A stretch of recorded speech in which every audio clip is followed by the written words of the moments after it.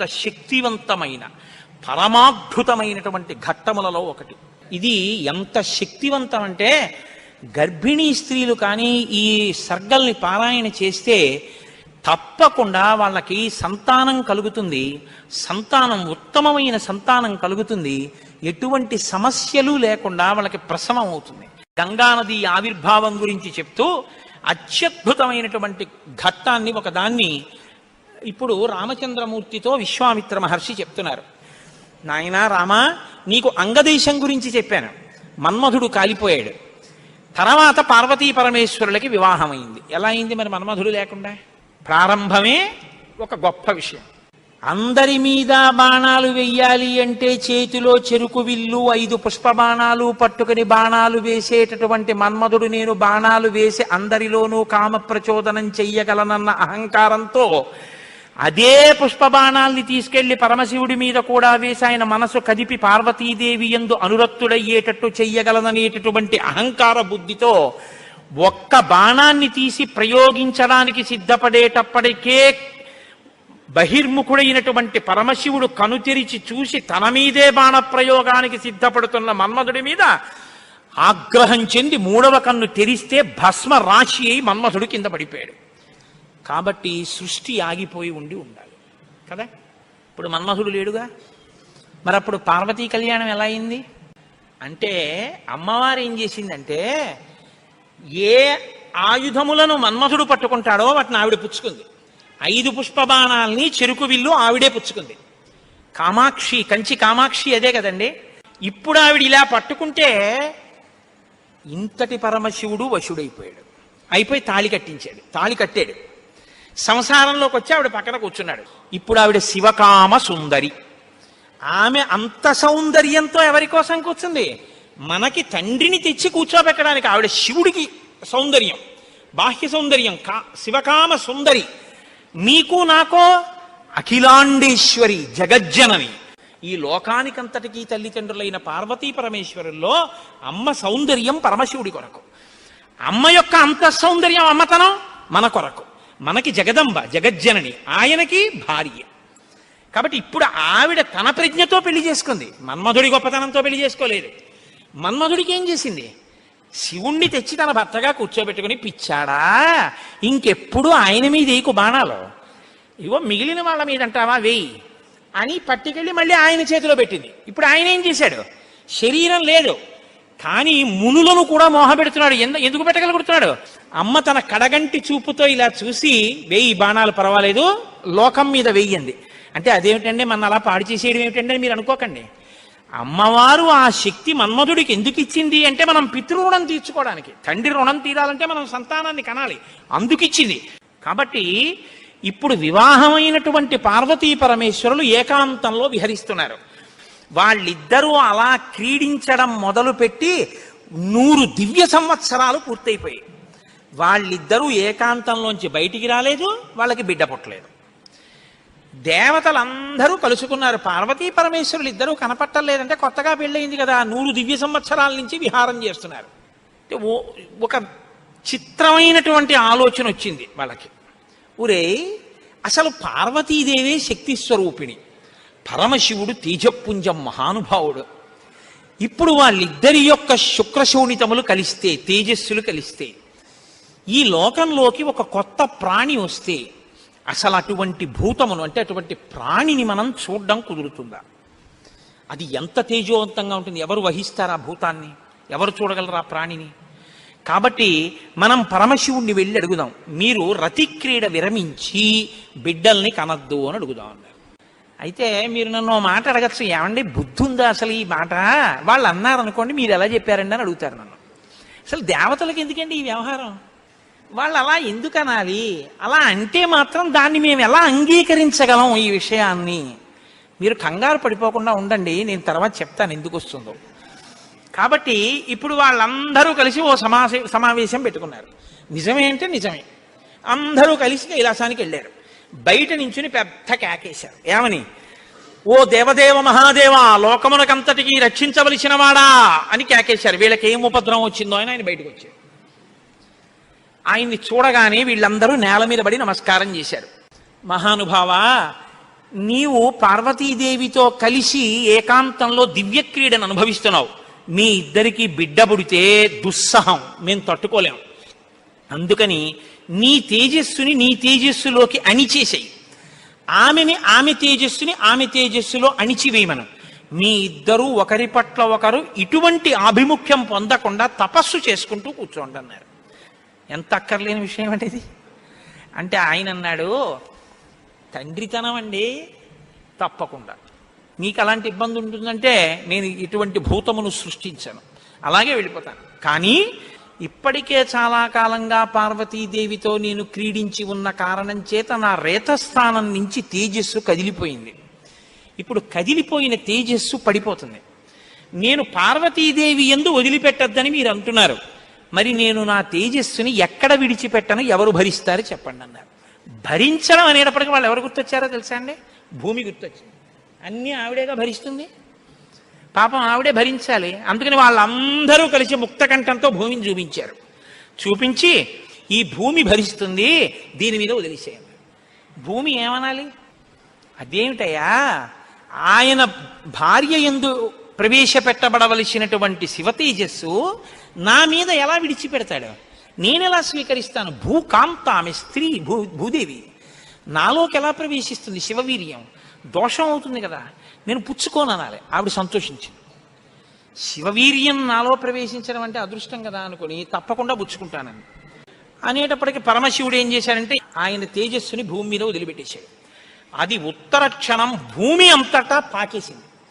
పాకేసి పర్వతాల్లో, నదుల్లో, సముద్రాల్లో, చెట్లలో పరివ్యాప్తమైతే ఆ తేజస్సు యొక్క స్థితిని భూమి తట్టుకోలేకపోయింది. తట్టుకోలేక పెద్ద పెద్ద కేకలేసింది ఆవిడ.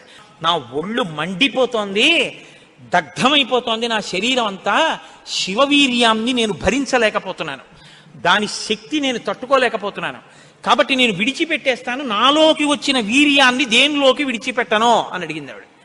ఇప్పుడు దేవతలందరూ ఒకరి మొహాల్లో ఒకళ్ళు చూసుకుని అన్నారు, ఒళ్ళు మండిపోతోంది తట్టుకోలేనన్నావు కాబట్టి ఎవడు మండిస్తాడో వాడిలో వదిలేయన్నారు.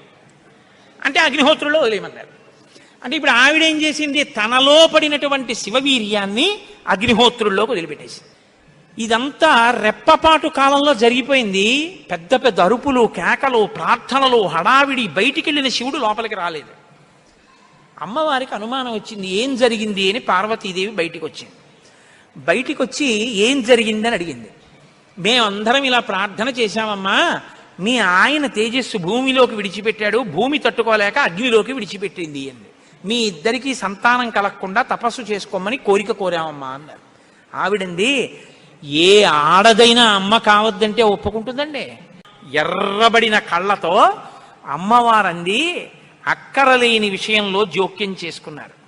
మీరు చెప్పకూడని మాట చెప్పారు, నన్ను తల్లిని కావద్దు అని శాసించారు, నాకు బిడ్డలు పుట్టకూడదు అని వరం అడిగారు, నాయందు ప్రవేశపెట్టబడవలసినటువంటి శివవీర్యాన్ని భూకాంత యందు ప్రవేశపెట్టారు. కాబట్టి నేను మీకు శాపం ఇస్తున్నాను, ఇక నుంచి మీ భార్యల వలన మీకిక సంతానము కలగకుండుగాక, ఇక నుంచి దేవతలకి సంతానం ఉండదు అంది. అందుకని ఏమంటే ఎప్పుడూ 33 కోట్లైనా ఇంకా పిల్లలు మనవలు ఉండరా అంటే ఉండరు. పార్వతీదేవి శాపం ఆగిపోయింది, దేవతల యొక్క సంతానం. ఇప్పుడు ఆవిడ భూమి వంక తిరిగింది. నువ్వు స్త్రీవి కదా, నా భర్త యొక్క తేజస్సుని నేను పట్టవలసింది నువ్వెలా పట్టుకున్నావు, నువ్వెలా స్వీకరించావు నా భర్త తేజస్సుని? ఆవిడ్ని శపించింది.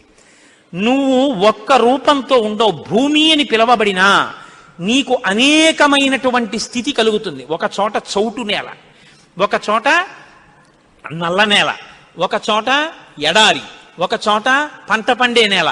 ఇలా నువ్వు రకరకాలుగా అయిపోతావు. అంతేకాదు, బహుభార్య భవిష్యసి, నీకు ఒక్క భర్త ఉండడు.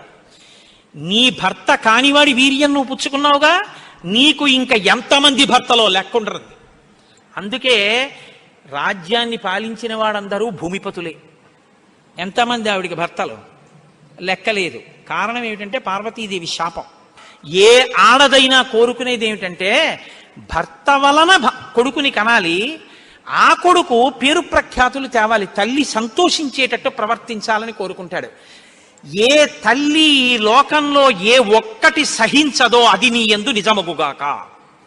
ఏ తల్లి అయినా ఏది సహించలేదు, ఎంత తప్పైనా సహిస్తుంది. కానీ అమ్మ వంక ఆడదాన్ని చూసినట్టు చూశాడు అనుకోండి కొడుకు, అమ్మ మాత్రం ఒక్కనాటికి క్షమించదు. ఇంకా అమ్మలో ఆడతనాన్ని చూడకూడదు. ఇంకంతకన్నా పవిత్రంగా మాట్లాడడం కష్టం, ఇంకంతకన్నా నేను దిగి మాట్లాడను. కాబట్టి అమ్మతనాన్నే చూడాలంతే కొడుకు. కానీ నీ విషయంలో ఏమవుతుందో తెలుసా, నీ కొడుకులందరూ నీకు భర్తలు అవుతారండి.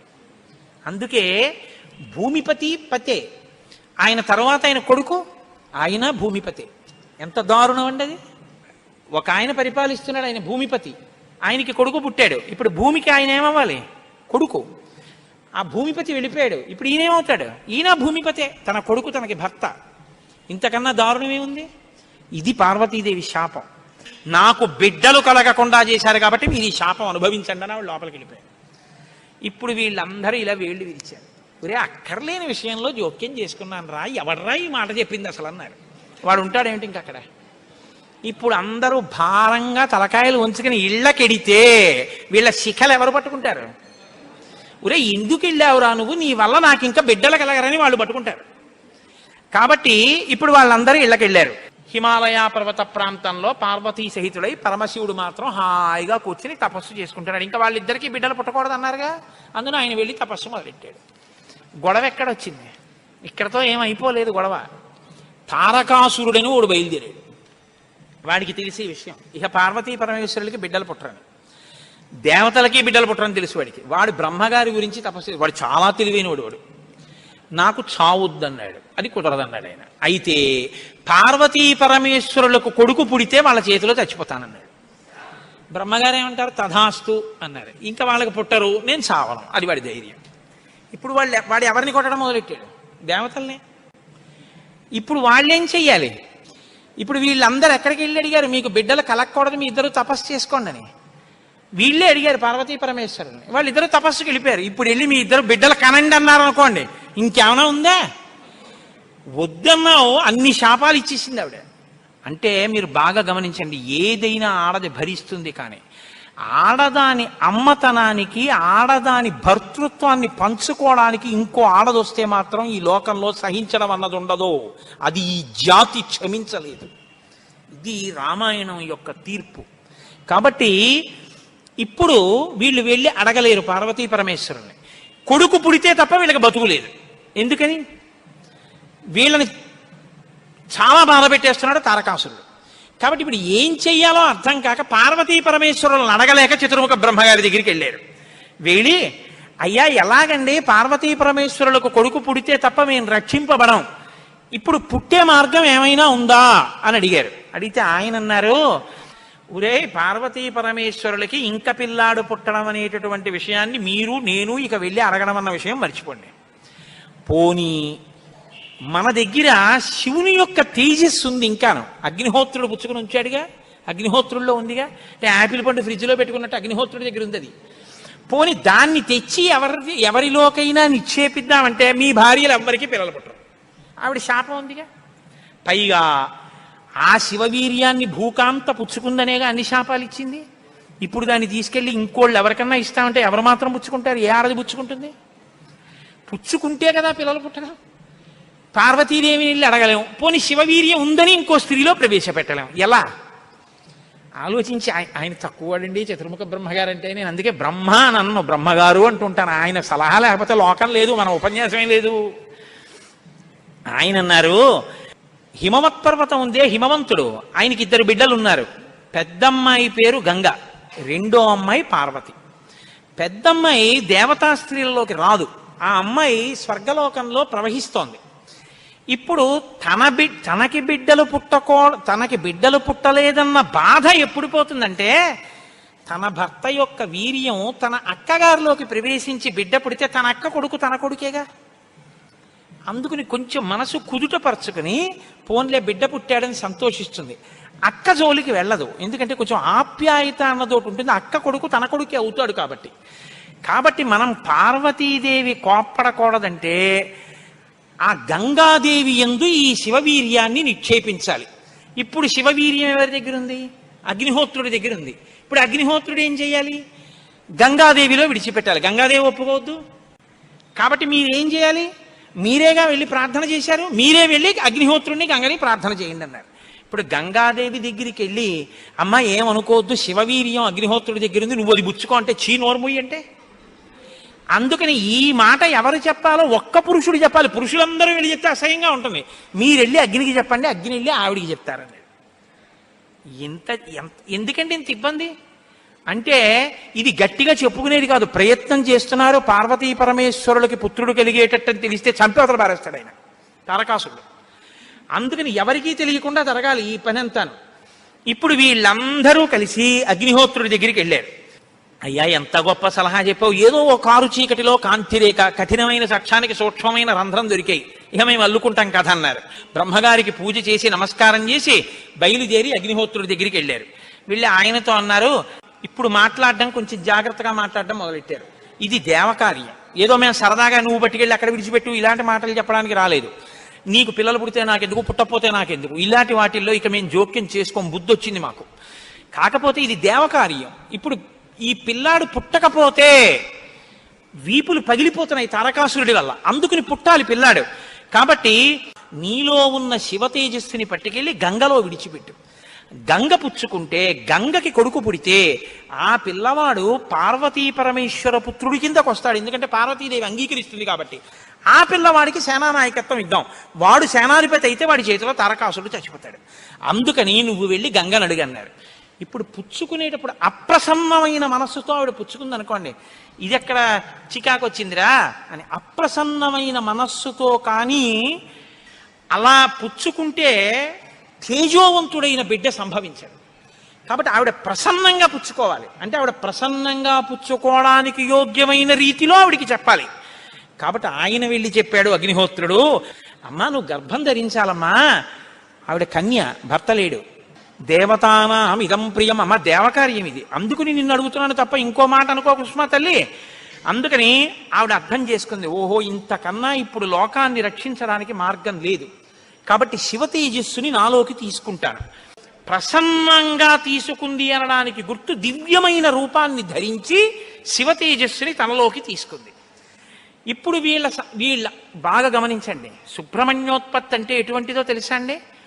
33 కోట్ల మంది దేవతలు ఇలా ఎదురు చూస్తున్నారు. ఇప్పుడు కాని శివవీర్యం ఎందుకో పనికి రాకుండా పోయిందనుకోండి, గంగ కానీ అయ్యి బాబాయ్ నేను భరించలేకపోతున్నానని వదిలేవతలు పారేసింది అనుకోండి, అంతే. ఇక శివవీర్యం లేదు, ఎందుకంటే ఉన్న శివవీర్యం పాడైపోయింది. కాబట్టి ఇక పుత్రుడు కలగడం, ఇక పుత్రుడు కలగకపోతే ఇక ఎప్పటికీ అసలు దేవతల యొక్క రాజ్యం అన్నది ఇక రాదు, తారకాసురుడే ఉంటాడు. కాబట్టి ఇక మీరు నేను పురాణం చెప్పుకోవడం ఇప్పటికీ ఉండదు, ఆయనే పరిపాలిస్తుంటాడు కదా. కాబట్టి ఇప్పుడు ఆ గంగ వల్ల బిడ్డ పుట్టాలి. వీళ్ళందరూ ఉత్కంఠతో ఎదురు చూస్తున్నారు, గంగ గర్భం ధరించి బిడ్డని కంటుందా. ఇది ఇంత చల్లటి గంగమ్మలోకి శివవీర్యం వెళ్ళింది. వెళ్ళగానే ఆవిడ ఇప్పుడు పెద్ద కేకేసింది, అయ్య బాబోయ్ ఈ శివవీర్యం యొక్క వేడికి నా నీరు ఉడికిపోతోంది, ఇప్పుడు నేను ఈ తేజస్సుని ఎక్కడ వదిలిపెట్టేను, నా సర్వాంగములు క్షోభించిపోతున్నాయింది ఆవిడ. అగ్నిహోత్రుడు చూసి అన్నాడు, బిడ్డ పుట్టాడో లేదో తరువాతి మాట, ముందసలు నువ్వు కలతపడిపోతున్నావు, నువ్వు తట్టుకోలేవు. కాబట్టి అదిగో ఆ హిమాలయ పర్వత ప్రాంతముల యొక్క పాదముల యందు తీసుకెళ్లి నీలో ఉన్నటువంటి శివ తేజస్సుని విడిచిపెట్టేసేయండి. గంగ తనలో ఉన్న శివ తేజస్సుని తీసుకెళ్లి హిమాలయ పర్వత ప్రాంత పాదముల యందు వదిలిపెట్టేసేటప్పటికి అది వెళ్ళి రెల్లు దుబ్బుల్లో పడిపోయింది, గడ్డిలో పడిపోయింది. ఇప్పుడు అందులోంచి ఒక్కసారి కాంతి కనపడింది వాళ్ళకి.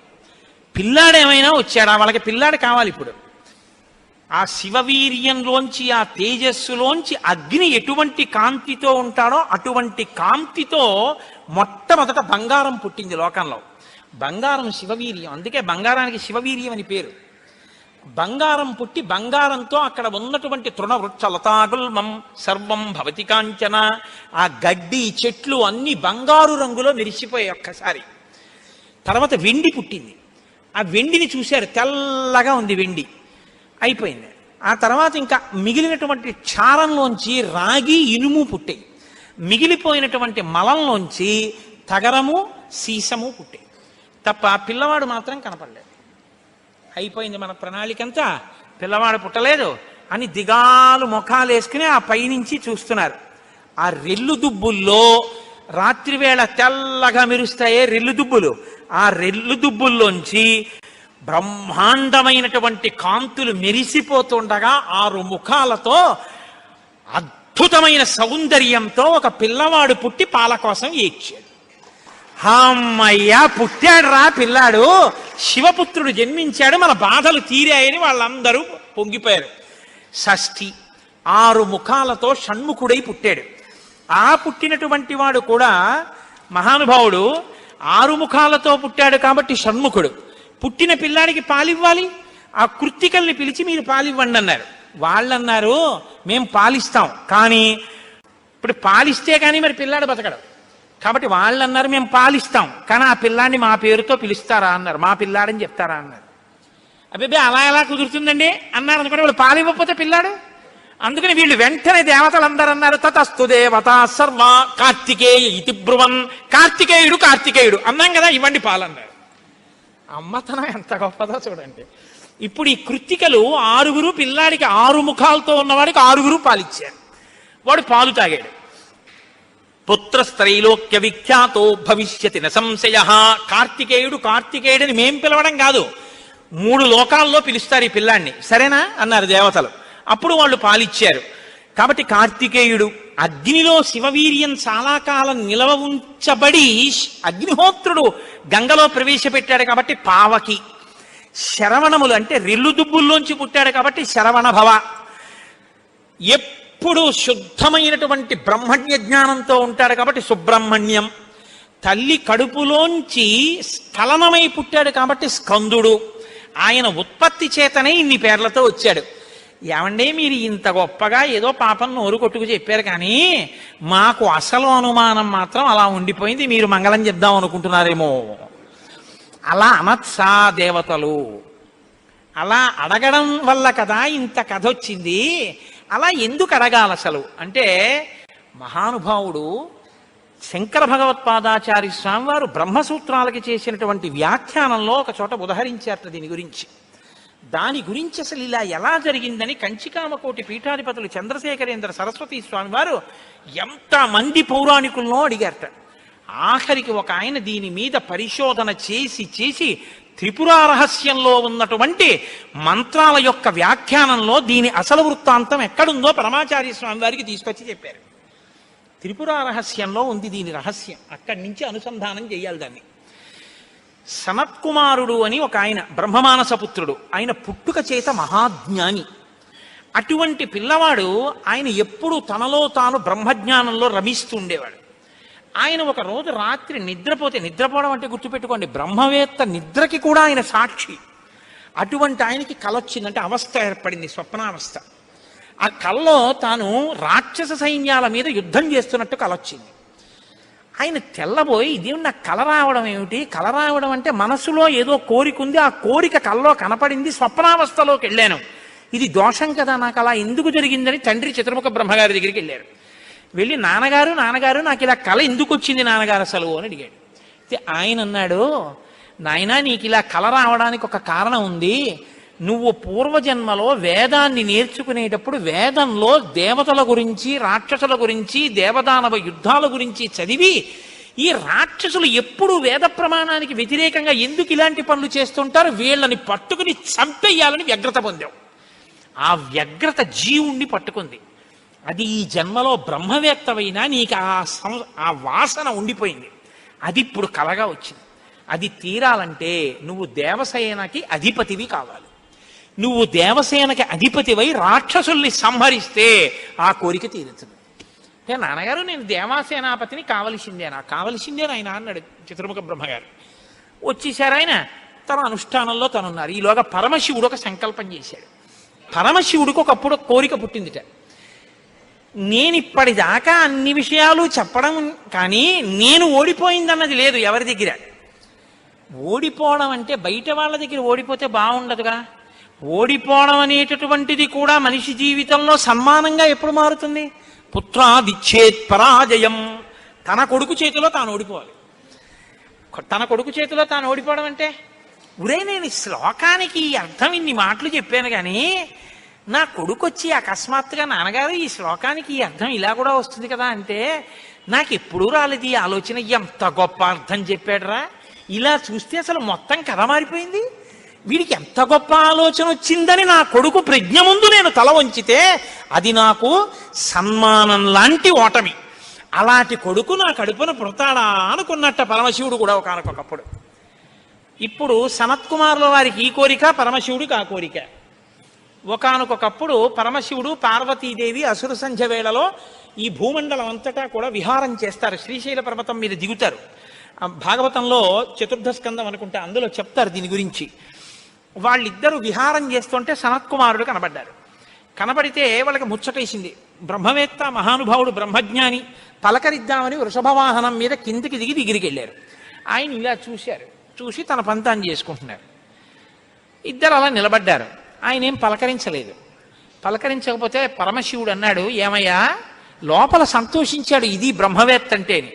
ఏమయ్యా ఇంతసేపటి నుంచి నించున్నావు, కనీసం నువ్వు పలకరించలేదు మమ్మల్ని అన్నారు. ఏంటి నువ్వు కొత్తగా కనపడ్డావు ఏమిటి? నాకు లోకమంతా నువ్వు తప్ప ఇంకోటి కనపడితేగా, నువ్వే కనపడుతున్నది. బ్రహ్మవేత్తకి ఏం కనపడుతుందండి? విశ్వం కనపడదు, విశ్వనాథుడు కనపడతాడు. లోకం కనపడదు, లోకేశ్వరుడు కనపడతాడు. కాబట్టి నాకు కనపడుతున్నదే నువ్వు, ఇవాళ కొత్తగా కనపడ్డావు ఏమిటి? నాకు ఎప్పుడు నువ్వేగా కనపడదు, కొత్తతనం ఏముంది? అదుగు అలా కూర్చున్నాను అన్నాడు. లేచి నిలబడి మాట్లాడకుండా అలా మాట్లాడితే శపిస్తాను తెలుసా అన్నాడు. శపిస్తే ఏమవుతుంది స్వామి?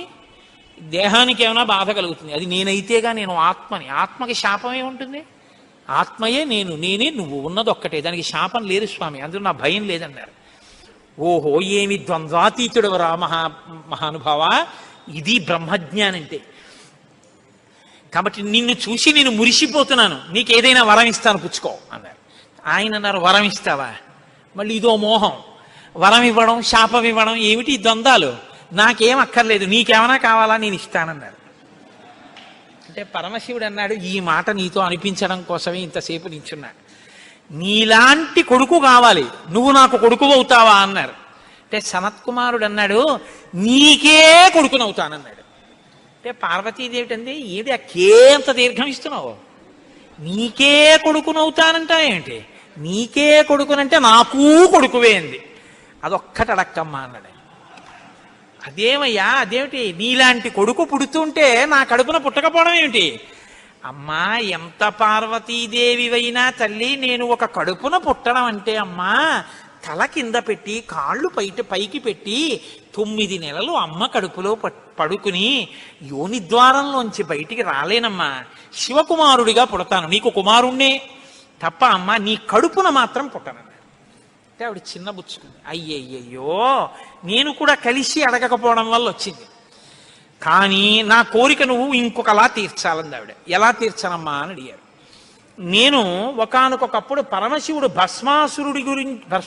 పరమశివుడి గురించి తపస్సు చేసి వరములు పొందాడు. నేను ఎవరి తల మీద చెయ్యి పెడితే ఆయన భస్మం అయిపోవాలని పరమశివుడు వరం ఇచ్చాడు. నీ మీదే పరీక్ష చేస్తానని పరమశివుడు వెంటబడ్డాడు. పరమశివుడు ఏదో ఒక హేళ, ఆయన ఒక చాలా విచిత్రంగా ప్రవర్తిస్తూ ఉంటాడు. లోకానికి ఒక పాఠం చెప్పడం కోసం ఉసుమండి చేతకాని వాడేయని మీరు అనుకోకూడదు. ఇప్పుడు నేను మళ్ళీ శివమహాపురాణానికి అంతటికి వ్యాఖ్యానం ఎక్కడ చేయను. కాబట్టి ఆయన పరిగెడుతున్నట్టు నటించాడు. ఆయన పరిగెడుతున్నట్టు నటిస్తే నేను వెంటబడి చంపితే బాగుండదు. భర్త పరిగెడుతున్నట్టుంటే నే కాసేపు కనపడకుండా ఉంటే పోతుందని ఆవిడేం చేసిందంటే తన శరీరాన్ని నీటిగా మార్చి ఒక సరోవరం కింద మారిపోయింది. అదే శరవణ తటాకం. ఆ శరవణ తటాకం హిమవత్ పర్వత ప్రాంతంలో ఉంది. నువ్వు నా కడుపున పుట్టకపోయినా ఆఖరణ పుట్టేటప్పుడు మాత్రం ఆ శరవణ తటాకం దగ్గర నుంచి పుట్టాలి. నీ మంత్రం కూడా ఆ తటాకం నా పేరు మీదే ఉండాలి. అందుకే ఆయన మంత్రం శరవణ భవ సుబ్రహ్మణ్యుడికి. అంటే ఆయన అన్నాడు, అమ్మ తప్పకుండా, అలా నేను పరమశివుని యొక్క తేజస్సు చేత నీ తటాకంలోంచి పుడతాను. పంచభూతాత్మకం పరమశివ లక్షణం కదా.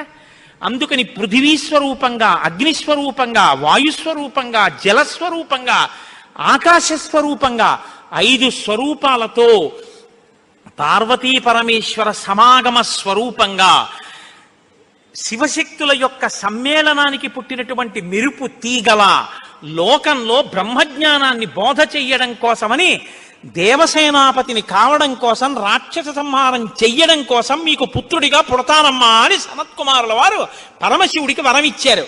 అందుకని ఆ వరం నెరవేరాలంటే పార్వతీ పరమేశ్వర సమాగమం జరిగి పార్వతీదేవిలోకి వెళ్ళకూడదు తేజస్సు. దేవతల సంఖ్య కూడా అనంతంగా పెరిగిపోతే రేపొద్దున్న ఉపాసనలు కష్టం అవుతాయి. అందుకని నాటకీయ సన్నివేశం సృష్టింపబడాలంటే దేవతలు వెళ్ళి ప్రార్థన చేయాలి. ప్రార్థన చేసి శివ తేజస్సు భూమి మీద పడాలి. అది అగ్నిహోత్రంలోకి వెళ్ళాలి. ఇది పంచభూతాత్మకమై ఆయన షణ్ముఖ స్వరూపంతో పైకి రావాలి. వచ్చి స్వామి అని పేరు పెట్టుకోవాలి. స్వామి అన్న పేరు కేవలం సుబ్రహ్మణ్యుడిది.